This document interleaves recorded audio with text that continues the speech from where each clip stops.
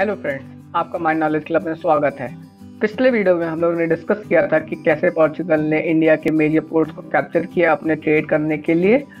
और अगर आपने पिछली वीडियो नहीं देखी है तो उसकी लिंक मैंने डिस्क्रिप्शन बॉक्स में दी हुई है और ऊपर दिए हुए आई बटन को भी आप क्लिक करके उस वीडियो को देख सकते हैं। इस वीडियो में हम लोग जानेंगे कि आखिर क्यों पोर्चुगीज लोग इंडिया में राज नहीं कर पाए, जबकि उनकी इंडिया में पूरी की पूरी मोनोपोली थी।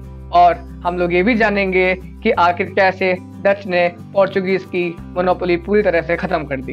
तो चलिए शुरू करते हैं। जैसा कि हम लोग ने पिछली वीडियो में देखा कि पोर्चुगीज ने इंडिया के मेन पोर्ट्स को कैप्चर कर लिया था, तो आखिर बड़ा सवाल ये है कि इतने बड़े बड़े पोर्ट्स को कैप्चर करने के बावजूद पोर्चुगीज इंडिया पे राज क्यों नहीं कर पाई। आखिर क्या वो कारण थे कि पोर्चुगीज इंडिया पे राज करने के से फेल हो गई।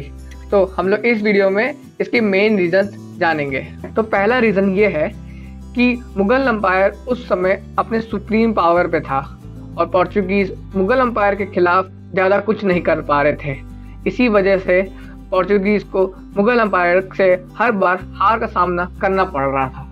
और दूसरा प्रमुख कारण ये था कि पोर्चुगीज के मेन पोर्ट्स विजयनगर एम्पायर में थे और मुगल एम्पायर की वजह से विजयनगर एम्पायर घटता जा रहा था और बढ़ता जा रहा था, जिसकी वजह से पोर्चुगीज को वहाँ पे ट्रेड करने में बहुत दिक्कत हो रही थी और उनकी आर्थिक स्थिति वहाँ पे कमज़ोर होती जा रही थी, जिसकी वजह से उनको बहुत मुश्किल हो रहा था इंडिया में टिक पाना।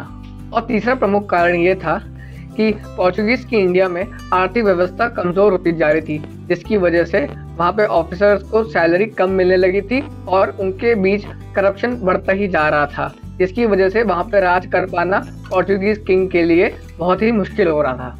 और चौथा प्रमुख कारण ये था कि इतने सालों से पोर्चुगीज जो इंडिया से प्रॉफिट कमाता था, उसको देख के दूसरे यूरोपियन देश पोर्चुगीज से जलने लगे और उन्होंने भी सोचा कि वे इंडिया में आके ट्रेड करें, जिसकी वजह से इंडिया में कंपटीशन पोर्चुगीज लोगों के लिए बढ़ गया। और अब हम लोग जानते हैं कि कैसे डच ने पोर्चुगीज की मोनोपोली इंडिया में ख़त्म करी और आखिर कैसे डच ने पोर्चुगीज के इंडिया में ज़्यादातर पोर्ट्स को कैप्चर किया। तो दरअसल हुआ ये कि यूरोप की किसी कंट्री को इंडिया आने का रूट नहीं पता था जहाँ पे उनको टैक्स ना देना पड़े। इसीलिए डच ने अपने एक जासूस को पोर्चुगीज क्रू मेंबर के साथ किसी तरह इंडिया भिजवा दिया और वह जासूस इंडिया में कुछ सालों तक रहा और पोर्चुगीज के अंदर की सारी जानकारी एक जगह इकट्ठा कर ली और वह पोर्चुगीज की शिप से ही वापस आ गया और उसने इंडिया की सारी डिटेल उसने एक बुक पे लिख के पब्लिश कर दी।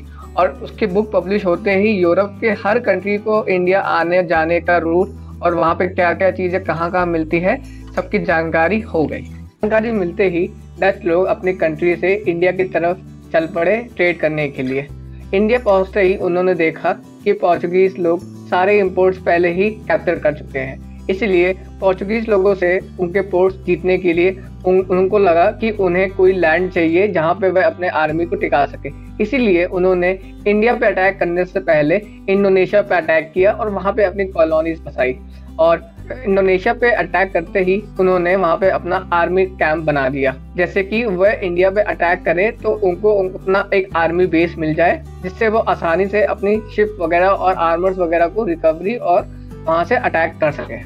इंडोनेशिया में अपना कैंप बनाते ही 1602 में डच ने ईस्ट इंडिया कंपनी नाम से एक कंपनी खोली और 1605 में उन्होंने अपनी पहली फैक्ट्री मसूलीपट्टनम, जो कि आंध्र प्रदेश में है, वहाँ पे स्टैब्लिश करी।